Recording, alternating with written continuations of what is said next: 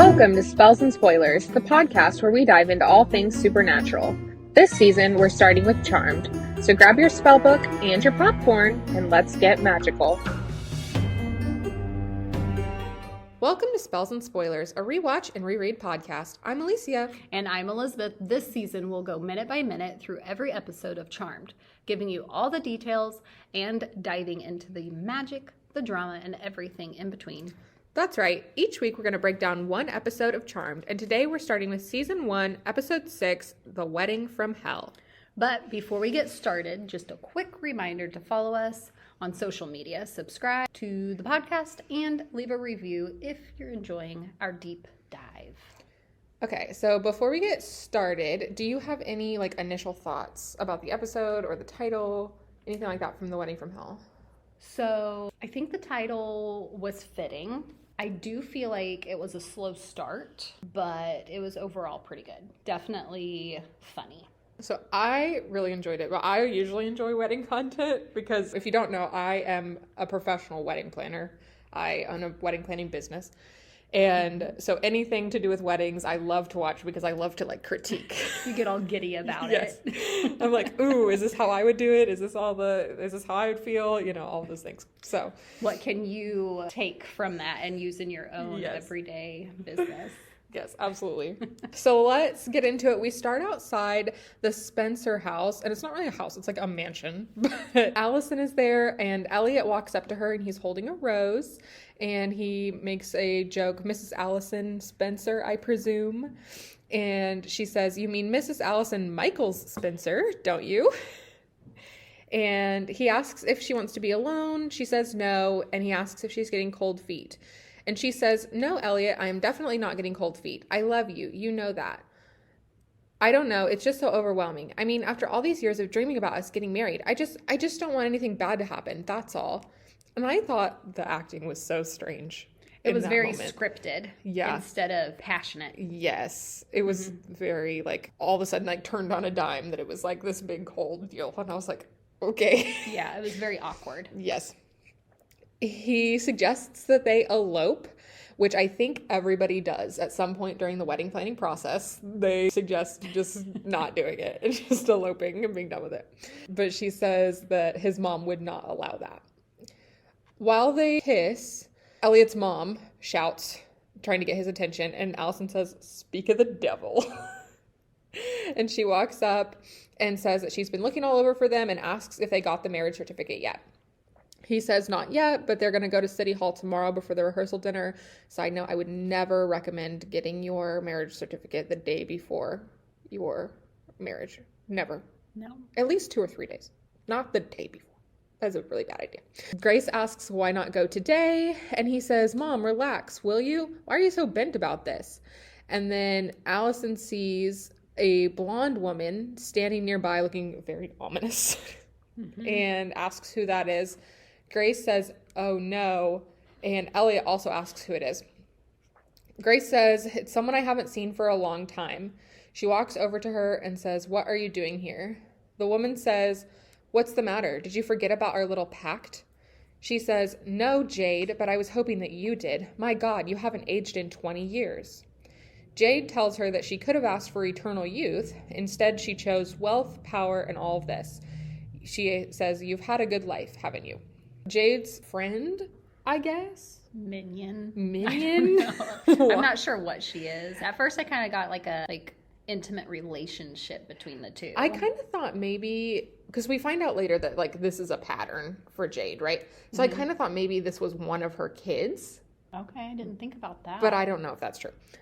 So she walks up. Anyway, her name's Kirsten. She walks up and asks where they're going. And Jade tells her to have the butler show her to their rooms and to tell him that Mrs. Spencer was expecting them. She leaves, and Grace says, "You just can't move in here. People will be suspicious. What will I say?" And Jade tells her to tell the truth. "Say your son has had a change of heart. That was our deal, remember? Don't worry, Elliot won't even know what you did until it's over." And Grace sticks her hand out and uses her powers, and Elliot collapses to the ground.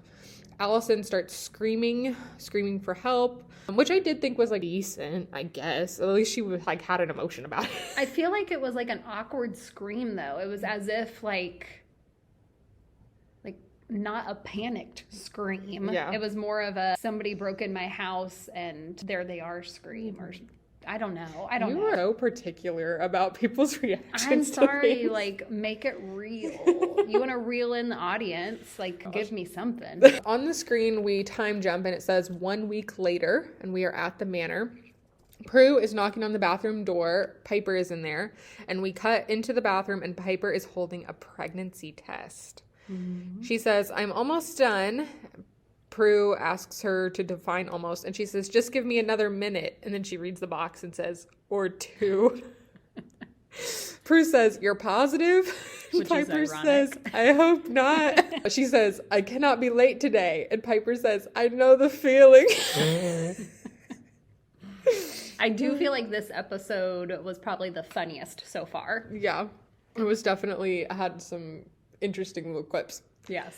Prue says that her first biannual auction starts tomorrow and she wants to do a good job. And Piper says she knows, but just to use the bathroom downstairs, all of her stuff is down there. She can borrow all of her stuff.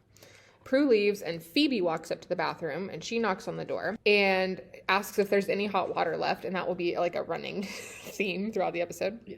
Piper throws the pregnancy test box into the trash and then opens the door and leaves. Which I feel like was dumb. Yes.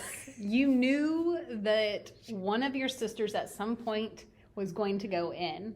Why would you leave that test right on top? Yeah, really. At least like dig it in. Tuck it under a little. You're dumb. Like we've all done that. Yes. You know, like don't leave it on top unless you want someone to find it. Yeah, really. Might as well lift it on the counter. Yeah, exactly. Phoebe asks if she's in for a cold shower. And Piper says at certain times in our lives, a cold shower is probably a good thing. Phoebe says, not 3 mornings in a row, it isn't. So Piper leaves and Phoebe walks into the bathroom. She starts brushing her teeth and then she notices the pregnancy test box in the trash immediately. And she picks it up and then she has a premonition of a demon being born. Mm-hmm. And then we cut to credits. In the manor kitchen, Piper is cooking. She's got like trays of hors d'oeuvres all over the counter. Me too. That's me prepping for a wedding. Just junk everywhere. A mess. Event planning comes with a lot more stuff than you would think it does. I believe it though. The phone rings and Piper answers it. And she hangs up and says that maybe Phoebe can help her cater the Elliot Spencer wedding tomorrow, because Chef Moore is on his way to France. And since technically the contract is with Quake, he is off the hook and she's on the line. She says, now I have to tell one of the most richest families in the city that the chef they hired can't do their wedding. They're stuck with me and I hope they go for it.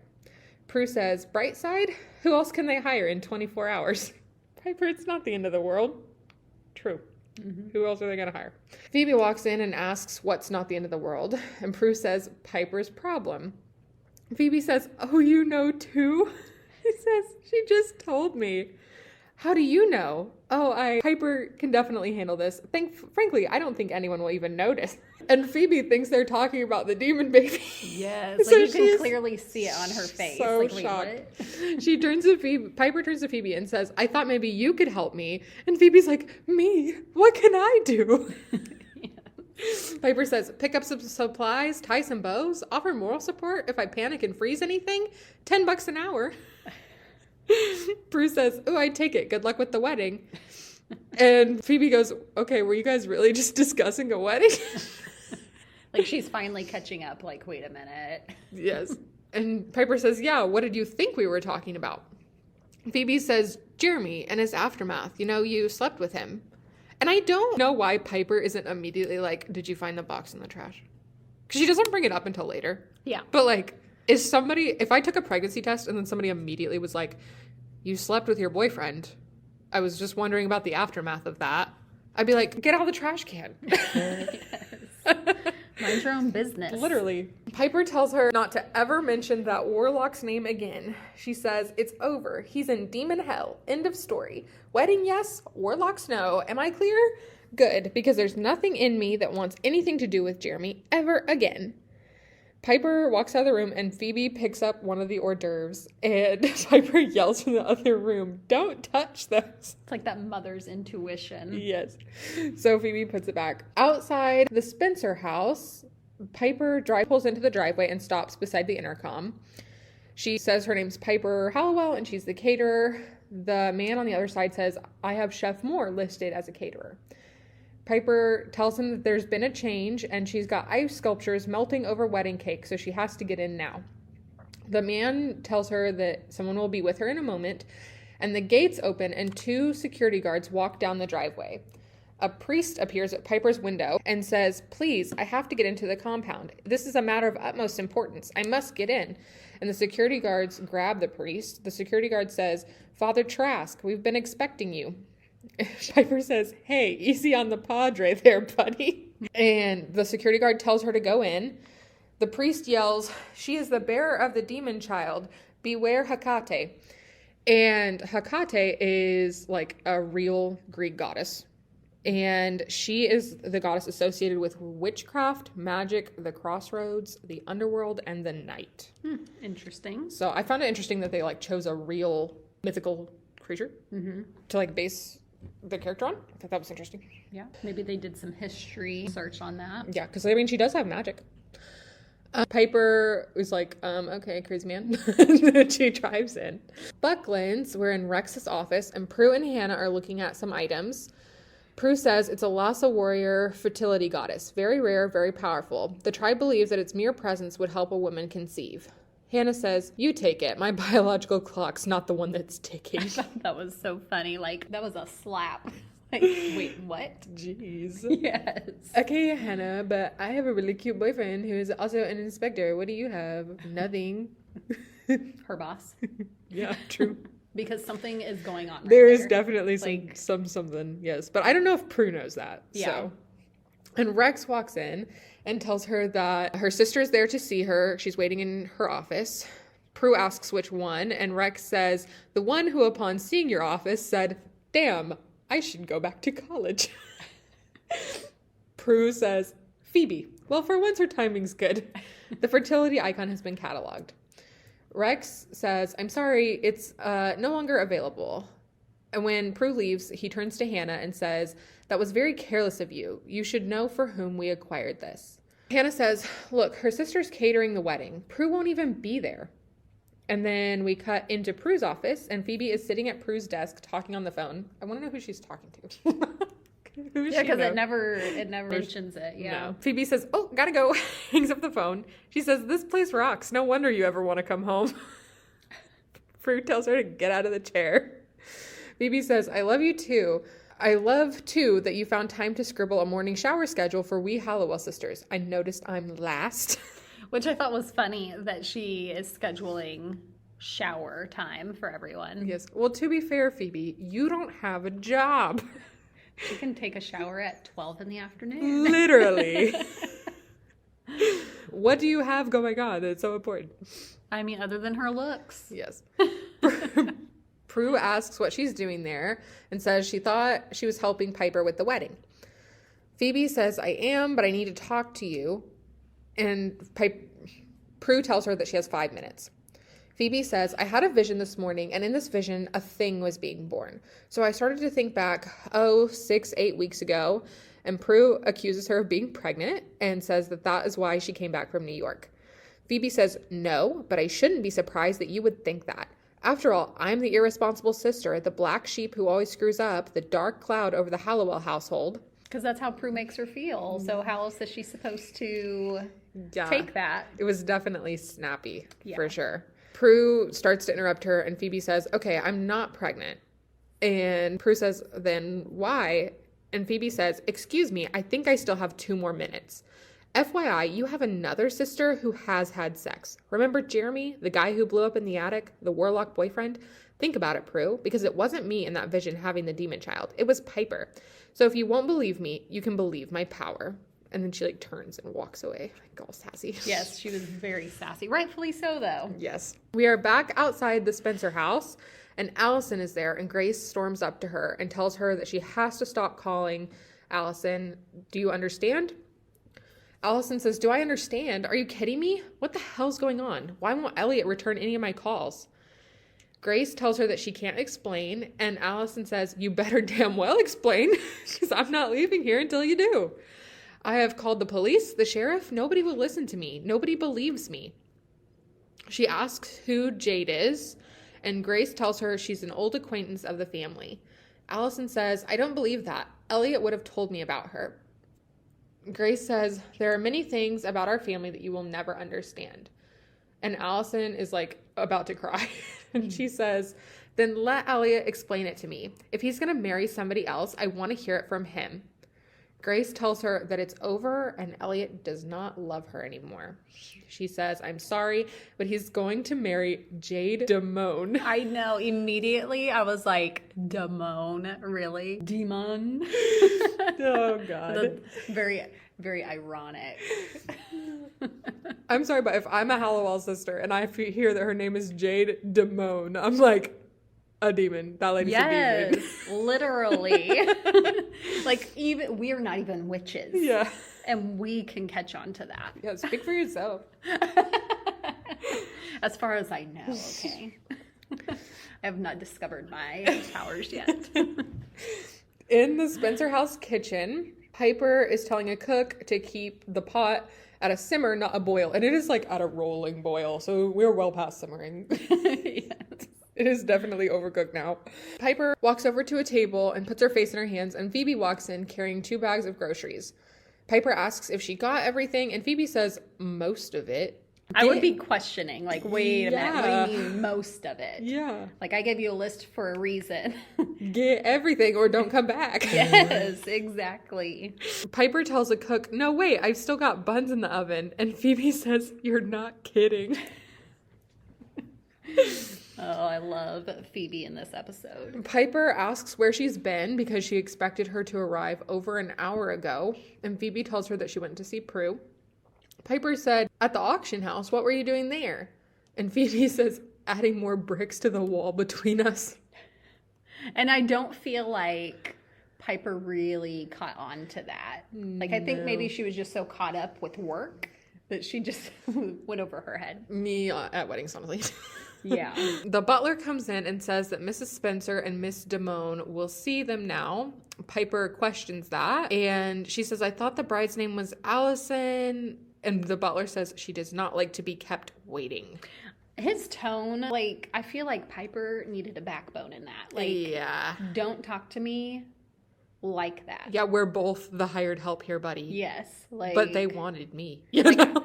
like, I can easily quit and put you in a pickle. Yeah, really. You know?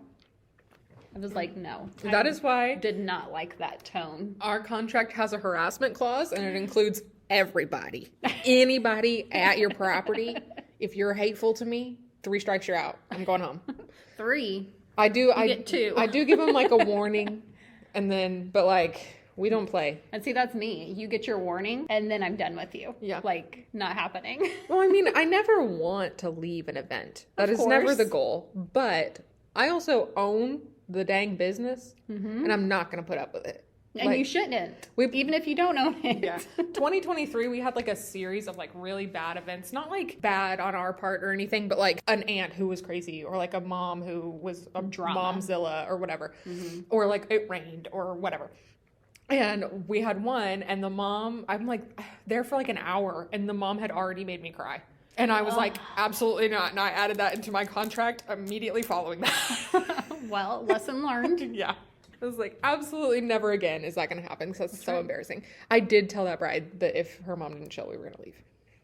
And then they were mad that I told the bride that. And I was like, my contract is with the bride. Yeah. So if I'm going to leave, I have to tell the bride that. I'm sorry, but I do. Yeah. My contract is not with the maid of honor. It's with you. Makes sense. And it's your guest, you know? I was like, okay, well, rein in your mom. I don't know what to tell you. So we cut into the room. Jade, Grace, and a dressmaker are all in there. And Jade is wearing the wedding dress, and the dressmaker is like pinning the bottom of it. Grace says, my son is very lucky. You're going to make a beautiful bride, Jade. She says, thank you. And then the butler, Piper, and Phoebe walk into the room. The butler introduces Piper And Phoebe says, and her sister chopped liver. And Phoebe should have kept her mouth shut this whole time. I'm just going to say that. I agree. But she was also standing up for her sister. I mean, she was, but she was embarrassing. Absolutely not. Yes. If any of my staff would have done that, I would have flipped my lid. She says, Piper says, Mrs. Spencer, it's so nice of you to see me. Your dress, it's beautiful. I recognize that style anywhere. It's a Shiro, isn't it? Jade says, is it? And I wonder, is that not Allison's dress then? Because, like, she doesn't even know where it came from. Yeah, she was very naive on that part. Yeah. And, I mean, I guess her ultimate goal is not what she's wearing. Yeah. So I wonder if it's not Allison's dress, and that's the reason it's getting altered. Yeah. Yeah.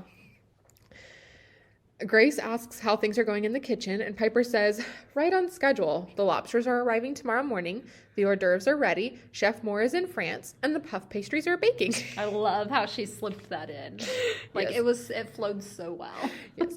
Both Jade and Grace kind of, like, scream, like, Chef Moore's gone, what's happening? And Piper tells them that she will be handling the catering. Grace says, Charles, get me my pill. Me. Jade says, my wedding, it's ruined. Like, the way she said that, it was like she'd been planning this forever. And it had been like, what? I think they said it's like 2 weeks or 6 weeks or something like that. 6 days. It was 6 days. Yeah. Yeah. Piper says, oh my, no, I would never let that happen. I know you may have made the deal with Chef Moore, but I've been involved with every step of the preparation. So if you'll let me, I can guarantee a wedding that your children and grandchildren will talk about for generations. And then Phoebe, again, should have kept her mouth shut the whole time, says, okay. We don't need to talk about children just yet. Look, you don't know me. Hell, I barely know me. And she, like, laughs, and it's not the time. Like, it's not, no. But it's still funny. She says, okay, I do know my sister, and she's the best damn chef in the city. No one, and I do mean no one, puts the love and tender care that Piper puts into her cooking. So you should not only be grateful that Chef Moore bagged out, but you should consider yourselves lucky. And Jade says, like, in a really sassy voice, if there is even the slightest hitch, I will have your head. Kidding. Spoiled much? Yeah. Grace says, then it's settled. And Piper says, actually, there's one more thing. I just need to confirm the party trays for the bachelor and bachelorette parties tonight. It looks like no decision has been made yet about the type of deli sandwiches for the bachelor party. Jade tells her to decide whatever. Grace says that her son can make any decisions about his own bachelor party. And Jade says, then we'll ask him together, because ain't nobody going to see the groom before the wedding happens because he's under a spell. And Phoebe mentions that she thinks it's bad luck to see the bride before the wedding, but Piper, like, pinches her. She's like, absolutely, shut up.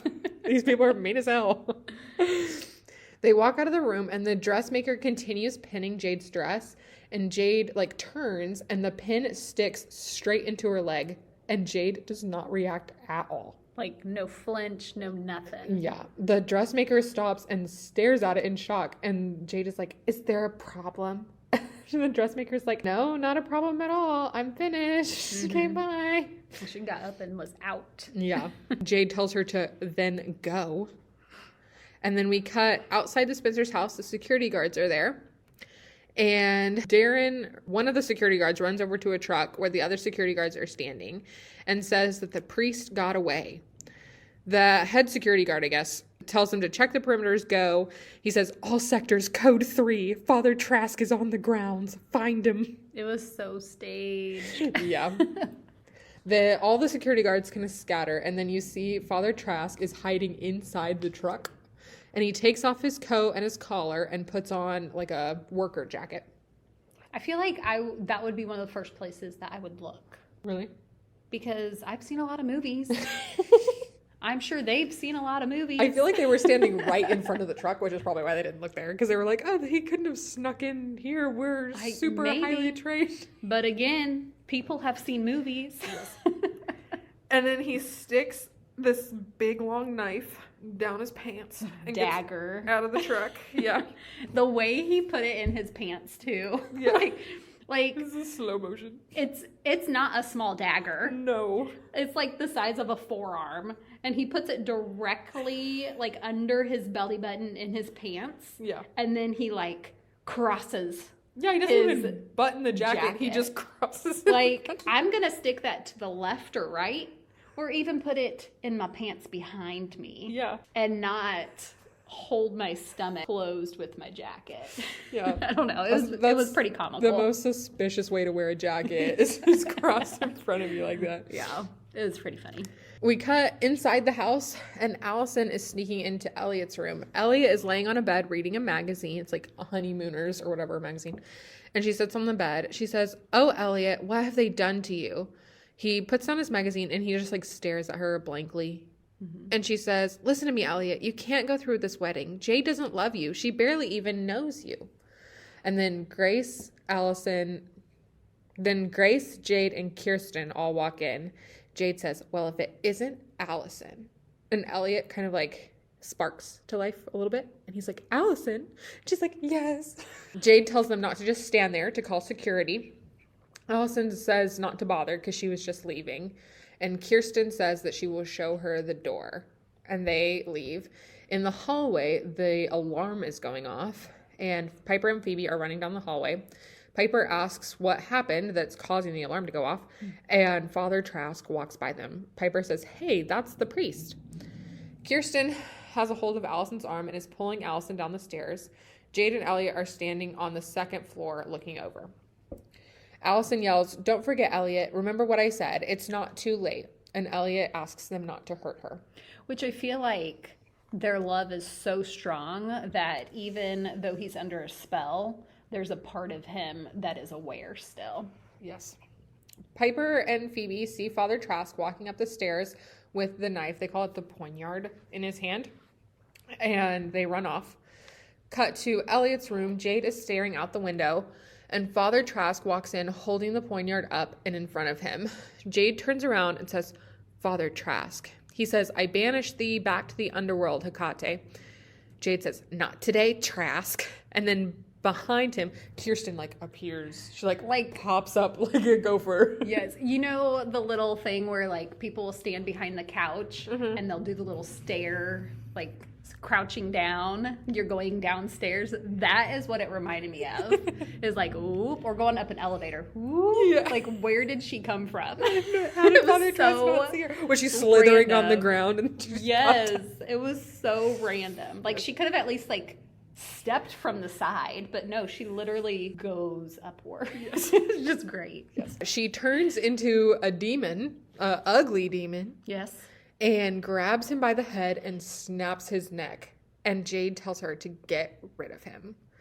In the kitchen, Phoebe and Piper are running up to a security guard, and Piper says, "He's after the bride, upstairs." And then they all hear a smash and run outside, and outside, Father Trask is lying on the driveway.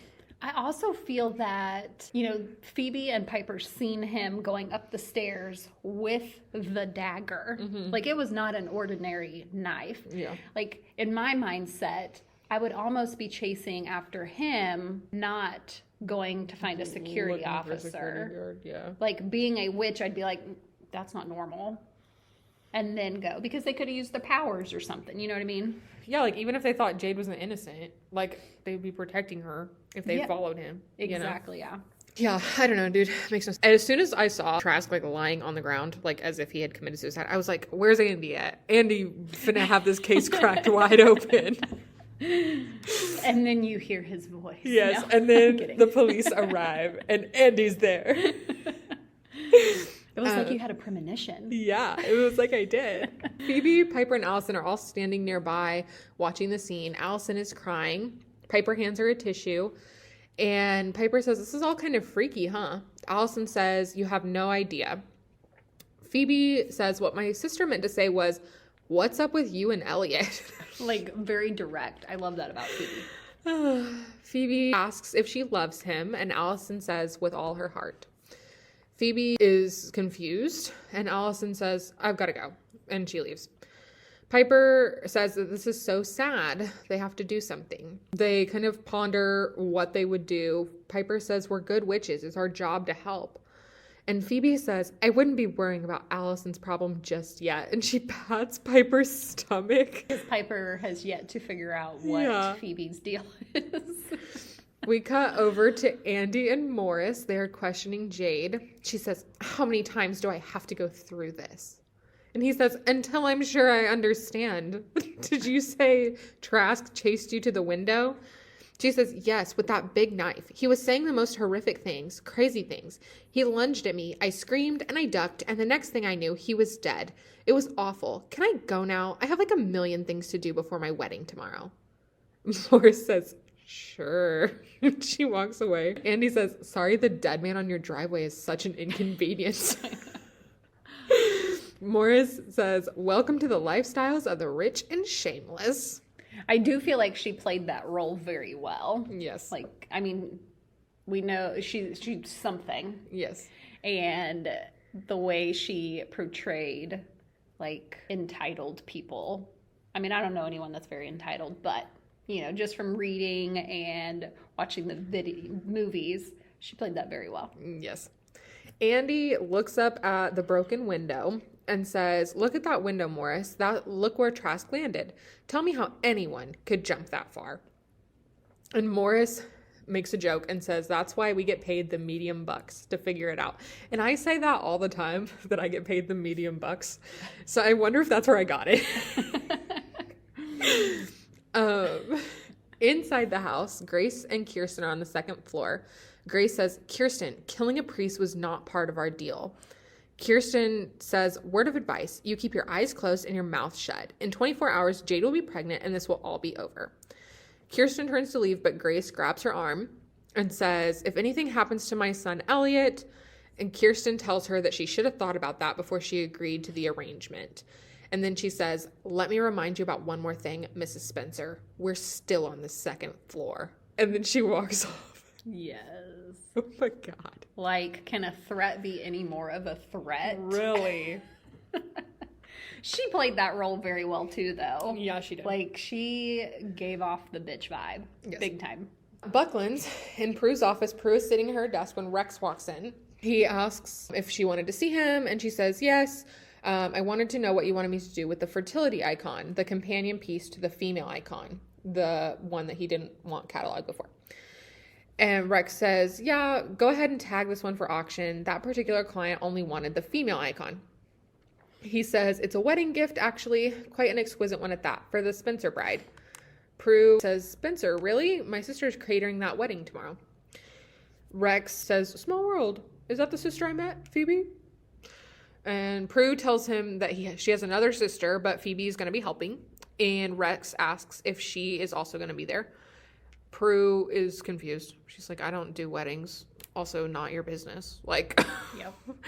And he says, I was just wondering how close you and your sisters were. Anyway, carry on. In Rex's office, Hannah is there, and Rex walks in. Rex says, unfortunately, you're right. Fortunately, you're right. Prue will not be in attendance. Hannah asks if that means they can still go. Wild that they were invited. Mm-hmm. And Rex tells her that it's too risky, and he tells her not to pout. He says, I'm sure we can think of something to do. Perhaps we can go to a football match and watch some players get injured. This part right here definitely gives me vibes like there's something, or they know something's going on. Yeah, they're... And the fact that they were like excited about watching people get injured. Yeah. In Prue's office, she's squatting on the floor. She's holding the fertility icon, and she's peeling a sticky tag off of its, like, bits, you know? It's artifact. After its artifact. And he walks in and sees her, and he says, I'll come back when you're alone. She puts the icon back in the box, and she says, it's okay, I'm finished. Somebody just put a sticky inventory tag on his, and he says, artifact. I love how she's like tripping over her tongue. And she says, yeah, the artifact. I should know that word, shouldn't I? She says, where is your, he says, artifact? Right here.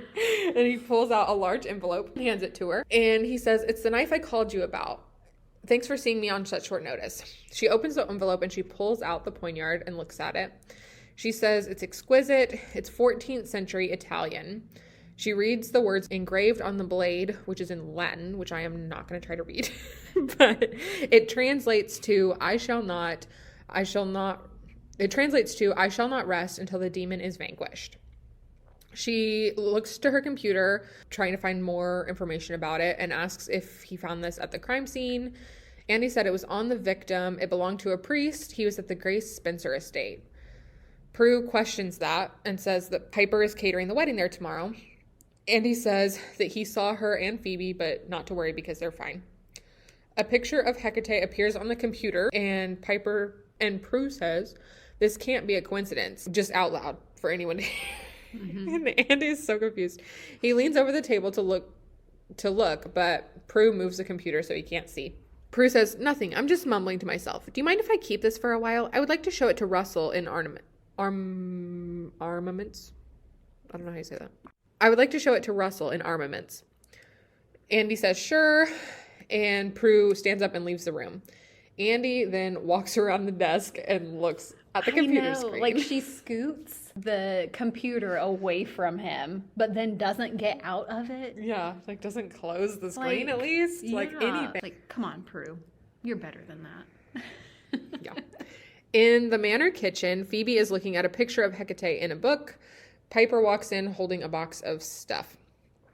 Piper says, I knew I wasn't crazy. Look at these matches. Look at these napkins. They all say Allison and Elliot, not Jade and Elliot.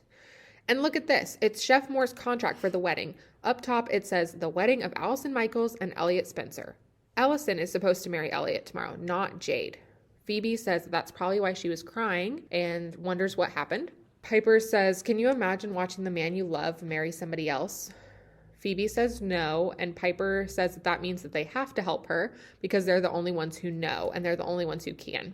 Phoebe turns to her and says, okay, I can't hold this in any longer. Your name isn't Piper, and that's good. The good news. You're really Hecate, queen of the underworld. You're pregnant with the demon child, which means I'm afraid I'll have to kill you. I love when she says that. That was probably one of my favorite lines out of the whole episode. Because she says it so casually, like yes. No big deal. I have to kill my sister. Piper is very confused, and Phoebe says, not to worry, you still have plenty of time. I still have to find the jeweled poignard to kill you with. See? And she shows Piper the picture, and then Prue walks in holding it. She says, are you talking about this? Phoebe says, the odds, Piper. What are the odds? Piper tells her that she's not pregnant, and both Prue and Phoebe say that that is great news. Phoebe says, you can live. She does. I love it. Oh, she's my favorite. But she's like, my premonition, my vision. And Prue is like, what did you see? Like, actually, did you see Piper? And Phoebe says, I saw her legs. Prue says, you never saw her face? Phoebe says, no. And Piper says, hello, bickering sisters. I am not pregnant, but I am in the room. Phoebe, how did you know I took a pregnancy test? Why is she questioning this? We know this. Phoebe admits to finding the box in the bathroom, and Piper says, you're supposed to take the trash out, not dig through it. Which was funny to me. Phoebe says it's not like that. It's exactly like that. But she didn't actually dig. She was literally just picked it up. It's right on top. Prue interrupts them and says, we have bigger problems to deal with. Cliff Notes version, the priest who was killed today, he belonged to a secret order pledged to stop Hecate. Piper says that that is what Father Trask had said when he came in, beware Hecate, and then he tried to kill Jade. Prue tells her that she's a demon. She comes to Earth every 200 years. She has to find an innocent, put him under a spell, and marry him in a sanctified wedding. Which kind of makes me wonder, how did Grace come upon this? Yeah, I wonder if she made a wish to Hecate and that was the payment. Maybe, because she did mention, she said that she hadn't seen her in 20 years. Yeah. Or over 20 years. Yeah, and she says, like, you could have wished for eternal beauty instead of wealth and power. So I wonder if she would, because at first I thought maybe, like, they were family, like they were related. Mm-hmm. But I think maybe Grace made the wish to Hecate. Maybe. Because Hecate is the queen of the underworld. So it wouldn't make sense for them to be related. But they never really say what happened. No, like we don't know how their relationship came. Yeah, I kind of wish we knew because I love lore, but whatever. Yeah. Like a backstory, that's what we needed. Yeah. Phoebe says that doesn't sound any different than most single women in the city. And Prue tells her that she needs Elliot to impregnate her. That way the child looks normal on the outside. Internally and mentally, the child is pure demon. Piper says, this is huge. A child born into the wealth and power of the Spencer family. Prue says, and I don't think it's a coincidence that you're catering the wedding. I think it's one of those things that we can look forward to as protectors of the innocent. Piper suggests that before they ruin the wedding and the career, they make sure that they are right. And then at the Spencer's house, Prue, Piper, and Phoebe are peeking through the window. And Jade and her bridesmaids are sitting on a bed. Jade is opening presents. She holds up some lingerie and says, this should make his assets rise. And they all kind of laugh. Prue says it looks like a normal bachelorette. It looks like a normal bachelorette party. Piper is shocked that they have barely touched the food. She says those deli trays took hours. Kirsten picks up the fertility icon and says, you know who this is from? They understand how important it is for you to get pregnant right away. She hands it to Jade, and Prue recognizes it, says it's from the auction house, which you would think would clue her in that Jade, or that Rex and Hannah are in on it. Yeah. But it doesn't. Whatever, I guess. But the door opens, and a pizza delivery guy walks in, and Piper is like, they ordered pizza?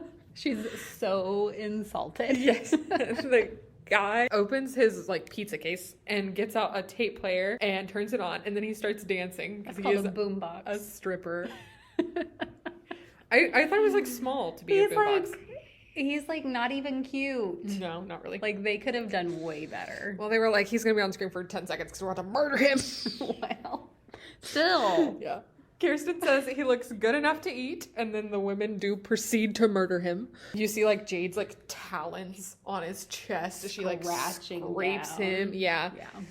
And that solidified the sisters' confirmation of them being evil. Yeah, but they just watch him die, which I thought was crazy. Yeah.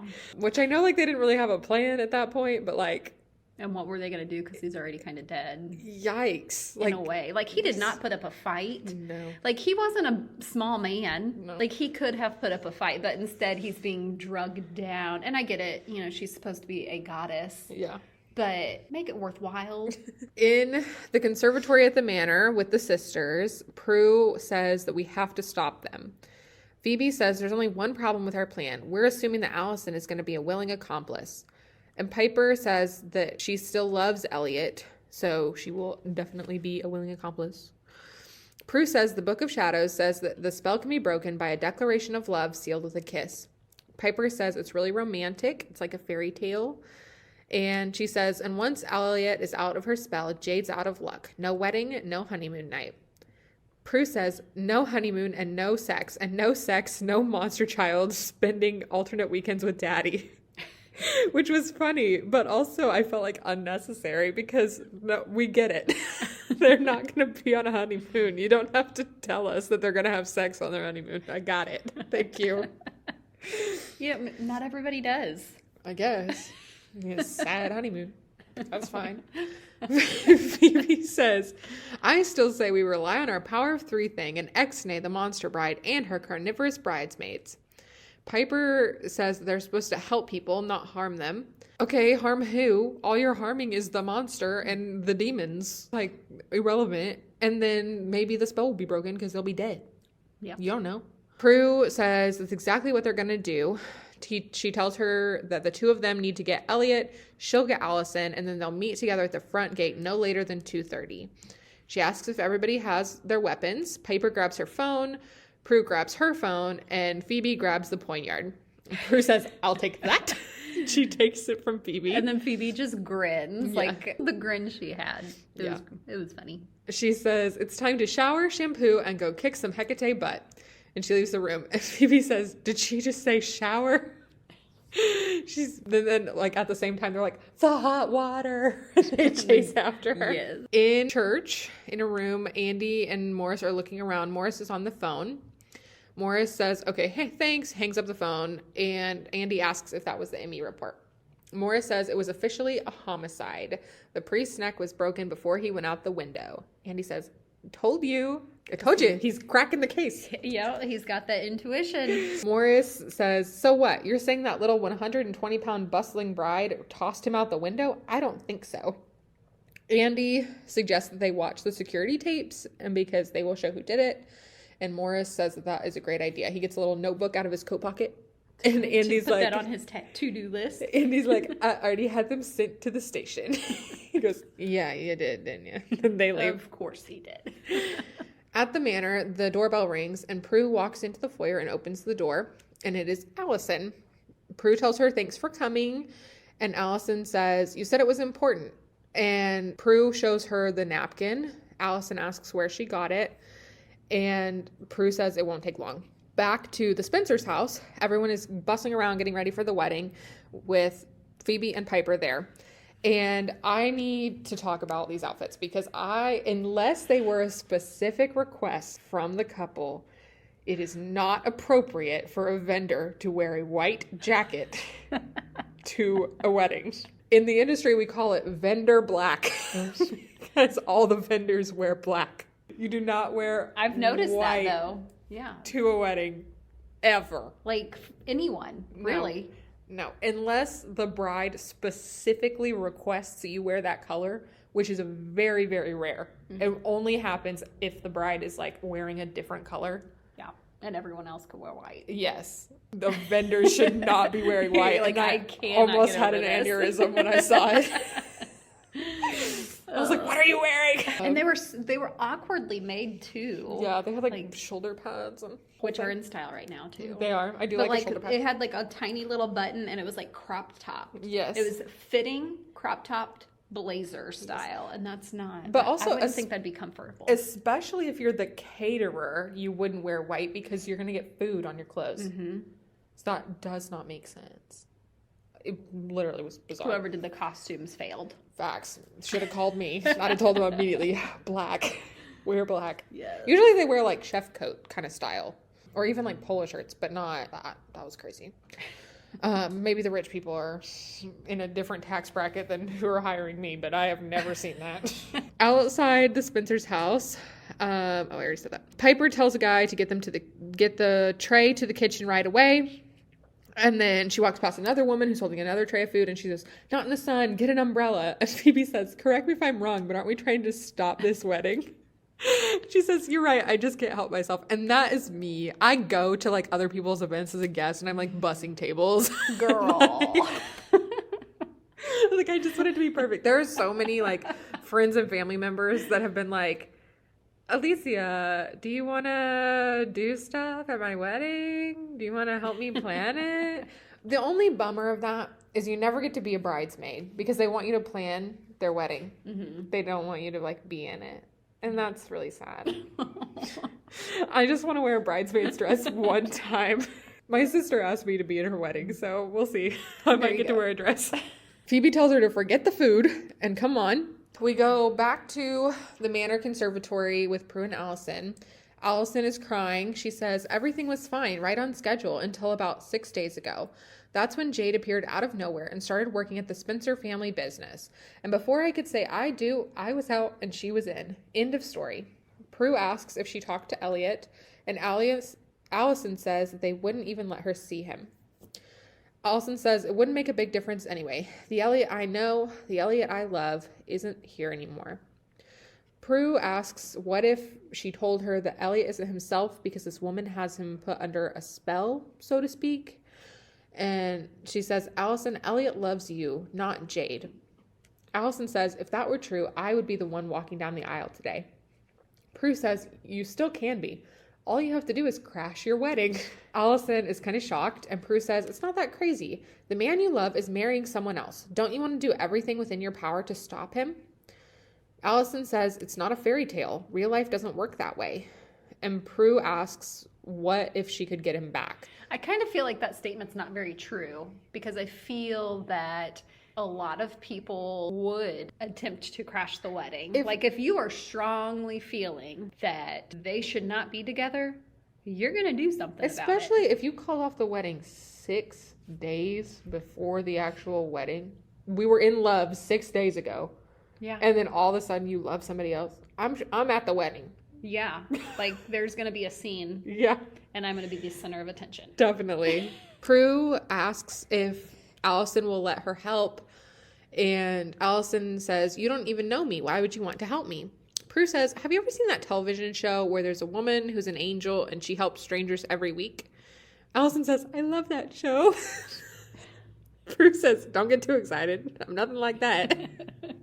But my sisters and I, we have special gifts, the kind you can't return. Let's just say we come from a very interesting family tree. If you'll trust me, we can bring you and Elliot together. We go back to the Spencer house in Elliot's room with Grace and Elliot. Grace is getting him ready for his big moment. She says, finally, your big day. And in the hallway, we see Phoebe and Piper. Kirsten comes out of her room, and Piper says, stripper eating bridesmaid ahead. Phoebe says, keep walking. And they walk up to Kirsten and say that they need to talk to Mr. Spencer. Kirsten says, no one sees the groom before the ceremony. Piper says, actually, that would be the bride. This will only take a minute. Kirsten says, what part of no did you not understand? And Piper says, the non-original part. Her sassiness. Yes. Mrs. Spencer, Grace, comes out of the room and asks if there's a problem. Phoebe says, ugh, don't even get me started. Piper asks if they can talk to her in private, and Grace asks if everything is all right. Piper says it's about your son. He's not supposed to marry Jade. Grace says that she knows, and she knows more than they could possibly imagine. Piper says that they can help, they have a plan, and they can stop the wedding. Grace whispers, go to the wine cellar. Wait for me there. I'll join you in 10 minutes. Kirsten looks over at them, and then a little bit louder, she says, I'm sorry, there's nothing I can do for you. And Piper and Phoebe walk off and go to the wine cellar. Phoebe says they have 30 minutes before the wedding. They are cutting it so close. And as they walk down the stairs, 2 bridesmaids walk in and turn into demons. So is this a setup on Grace's part? I don't know. I couldn't tell. Yeah. Or was this just a random coincidence? I think Kirsten heard them. You think so? I think so. Because she, turns to look. And I do think, Grace doesn't want this to, happen. Yeah. She doesn't want to. I mean, she even had apologized to her son when you can clearly see that he was in a dazed state. Yeah, she says, forgive me. And, out loud, I said, he is not going to forgive you. No. I wouldn't. Mm-mm. Not if you were my mom. Phoebe tells Piper to freeze them, and Piper tries, but it doesn't work. And Phoebe says, it is working, look. And a fly is frozen in midair. She says, you have to be closer to the object you're trying to freeze. Piper says, forget it, just run. She's like, I am not getting close. Yes. At the police station, an officer puts a box of security tapes on Andy and Morris's desk. Morris picks up a tape and says, man, the Spencers sure go through a lot of security. He tosses the tape to Andy, and Andy says all those cameras should have picked up something from around the time the priest was killed. And Andy puts the tape into a VCR. And then we go back to the Spencer house. It's a lot of cut scenes in this episode. Yeah. But we're with Prue and Allison. Allison says, it's 2:40. Could we have missed them? Prue says that she hopes not. And in the wine cellar, Piper and Phoebe are sneaking around when Piper's phone rings. And she answers it really fast because the bridesmaids are oh, where are they at? Piper says, we're in the wine cellar, help. And then the line cuts. And in Jade's room, Grace, Jade, and Kirsten are all there. Jade is dressed in her wedding dress, and Kirsten hands her a present. She says, this is from me, you're something borrowed. She unwraps the present, and it's a book. She says, Faust, I love this. I read it the last time I was here. Here on Earth, I imagine. She said, what about my something blue? She looks over at Grace, who's crying, and says, you're right. Nothing's bluer than the heart of a mother giving away her only son. Ouch. Yikes. And they laugh at her, which is so mean. It is. Back at the police station, and I think it's just trying to show all these things are happening simultaneously, but it's hard for me to tell the audience what is all happening. Also, I do kind of think that she set Piper and Phoebe up. Oh, really? Because it's been well over 10 minutes, and she said that she would meet them in the cellar in 10 minutes. And she's crying in the room. Yeah, that makes me think that maybe it was a setup. Interesting. I don't know. That's just my thoughts. Or maybe Kirsten dragged her into the room with Jade and was like, you're staying in here until the time. Yeah. or we're going to kill you. We'll throw you out this window. Could be, yeah. Who's to say? At the police station, Andy and Morris are watching the security tapes on the TV, and Morris says it's just two women talking. You can't even hear them. Andy says, what? You don't read lips? He leans forward and says, killing a priest wasn't part of our deal. Morris says, man, you're good. He just believes him. He's like, goes with it. That's what he said. That's what she said. At the Spencer house, the wedding has started.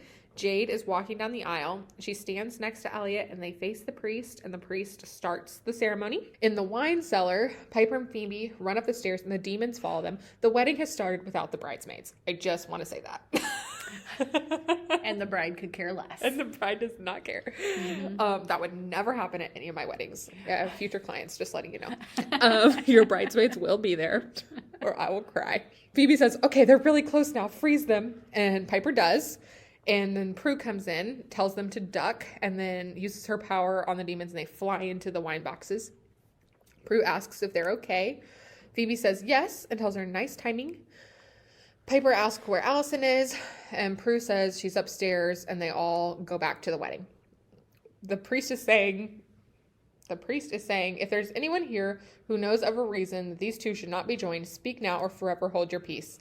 And Piper says, we have a reason. Allison says, I love you, Elliot. And Jade says, why, you little witch. And Piper says, hey.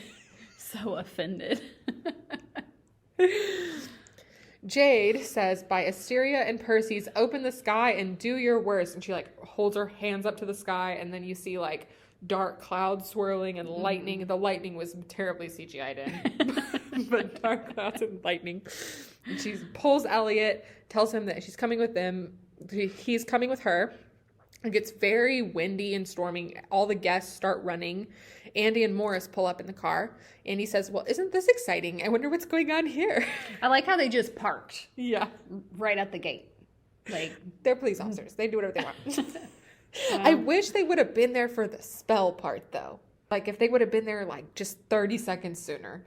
And, she did it in front of all the guests, which I'm assuming some of the guests are probably demons or witches or something. Yeah.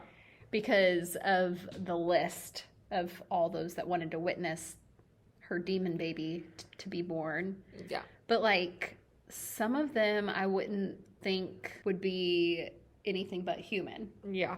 Same. In Elliot's bedroom with Elliot and Jade, Jade turns into Hecate. Piper, Prue, and Phoebe all walk in, and 3 demons push them into the room. Prue says, all right, quick, we have to banish them back to the underworld. She looks in her purse and says, the poignard, it's gone. And Elliot picks it up off the floor. The poignard starts glowing, and Piper tells Prue to do something. Prue uses her powers, and all the demons get sucked into the knife. And Elliot says, whoever you 3 are, thank you. So, yes, the spell is broken without True Love's kiss because they did not get to that point. But I don't feel like Prue, Piper, or Phoebe did anything. They really didn't. He pointed it at them, and then they get sucked into the sword. Yeah, it was pretty anticlimactic, honestly. Yeah, but my thought on that is, why didn't it work when the priest did that? Yeah, I don't know. Did they all have to be present, maybe? Maybe. I do not know. They did not explain the spell very well. And No. It was very anticlimactic. Or maybe it was because Elliot, had true love. Maybe that was the key. Maybe because Elliot's spell had already been broken, I guess. Or there whenever was a he crack saw in it. Allison. Yeah, I don't Yeah. know. But outside the Spencer house, Elliot and Allison are hugging and kissing. And Prue, Piper, and Phoebe are nearby. Prue says, we did that. And Phoebe says, and they'll live happily ever after. Piper wonders if they will and says, you never greet your husband at the door with, honey, I think I froze the kids. Prue says, no, I've just accidentally moved them to another zip code. Phoebe says, but I will see them, find them, and bring them back safely. I can never learn to control my powers. This little section here was the best part out of the whole episode. It was very funny. Yes, it was great. They piggybacked off of each other's faults. It's oh no. We'll get it. It's fine. Phoebe says, just think of the obstacles that Allison and Elliot have overcome. If they can do it, so can we. Prue says, I guess true love does conquer all. And Phoebe jokes that it does if they have separate bathrooms. Then Andy walks towards them. and says, fancy seeing you here. Prue says, yeah, isn't it? She holds up the poignard and says, I wanted to give this back to you. I'm finished with it. He says, how'd you know I'd be here? Mm-hmm. He was sus of her. Yeah. She says, I didn't. I was going to drop it off after the wedding, so I just brought it with me to the wedding and didn't leave it in my car. But she also doesn't explain why she's there. Yeah. He asks if they can talk about it in private, and then he puts his arm around Prue and they walk away. Phoebe asks if Piper believes in destiny, and they kind of laugh.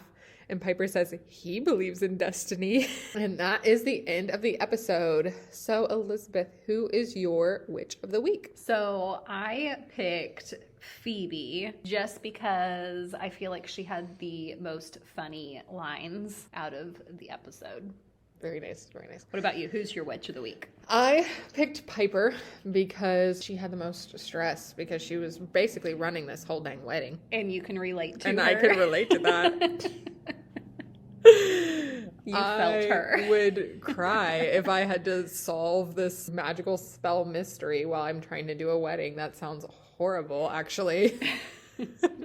You've got enough stress on your plate. But the rest. You know, she was like trying to figure out the mystery and do her job to the best of her ability, and she had like a lot of external pressure and stuff. So I picked her as my witch of the week. Well, that is it for today's episode of Spells and Spoilers. Thanks for hanging out with us. Don't forget to subscribe so you never miss an episode, and follow us on Instagram at Spells and Spoilers and TikTok at Spells and Spoilers Pod for more.